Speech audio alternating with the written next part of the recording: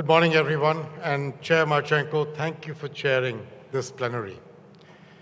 Mr. Kabaj, Prime Minister Akhanush, may I first of all start by expressing my admiration and my appreciation for you all and for your people in the manner in which not only have you conducted your hospitality for us, but the decency and dignity with which you are helping your own people every single day through a very difficult period.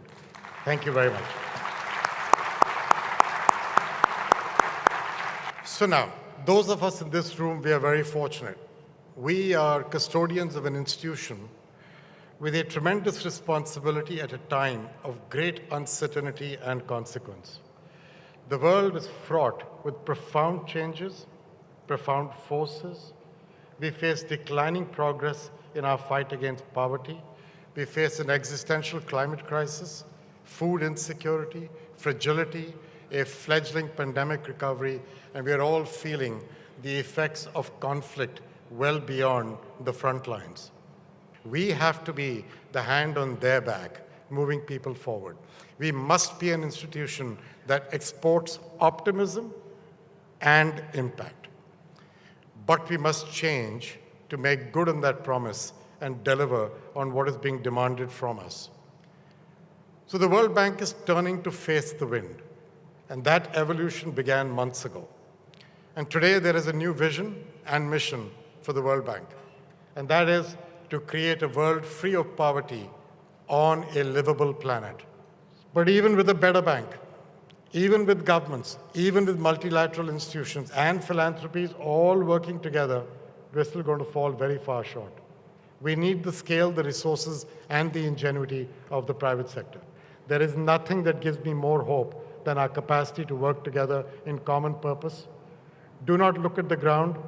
Do not fail to lift your gaze. If one thing is clear today, it should be the eyes of the World Bank are fixed on the horizon. The World Bank is better today than it was yesterday. We have a new vision and mission. We are asking all we can from our balance sheet. We are unleashing the potential of our Livable Planet Fund. We want to give IDA the attention and love that it deserves. We are becoming faster and more efficient. We have new ways to respond to crises. We are focusing the knowledge bank on scale. We are trying to drive thought leadership. We are collaborating with partners to maximize impact. We are working side by side with the private sector. And though we are making a difference, though we are evolving, this is still wet paint. This is things we have to do. We know where our direction is. Though we are operating with urgency, our work has just begun. The ambition of the evolution roadmap is not the end of our ambition for the World Bank. For example, we can start by spending better. Every year, $1.25 trillion are spent on subsidies for fossil fuels, for agriculture and fisheries. Some of these are very important, they're very needed, but in other cases, we can all do better. The economic costs of fertilizer runoff, unnecessary air pollution, and overfishing is $6 trillion more every single year. By repurposing some of this money, to incentivize sustainable practices, we can protect air, water, and forests while continuing to support those most in need. We know this can work. Europe worked for years to repurpose subsidies that once encouraged excessive fertilizer use. Now, the same amount of money goes to the same farmer to reduce fertilizer use, leading to a climate-positive impact. Not all solutions are years away. We are in the final stages of a 20-year effort to build sound, transparent, voluntary carbon markets. This effort learns from the past to protect against greenwashing and ensure the integrity of emission reduction credits. And that assurance is a crucial piece of a complex puzzle. Validation is the backbone of healthy markets.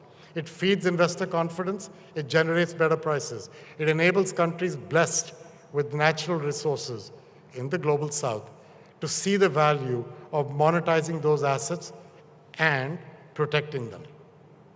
Most importantly, they generate income for families and for communities. If successful, voluntary carbon markets can become more liquid, transparent, and a much better deal for developing countries. Our ambition is to grow this platform to finance emissions reductions in developing countries and to benefit local communities.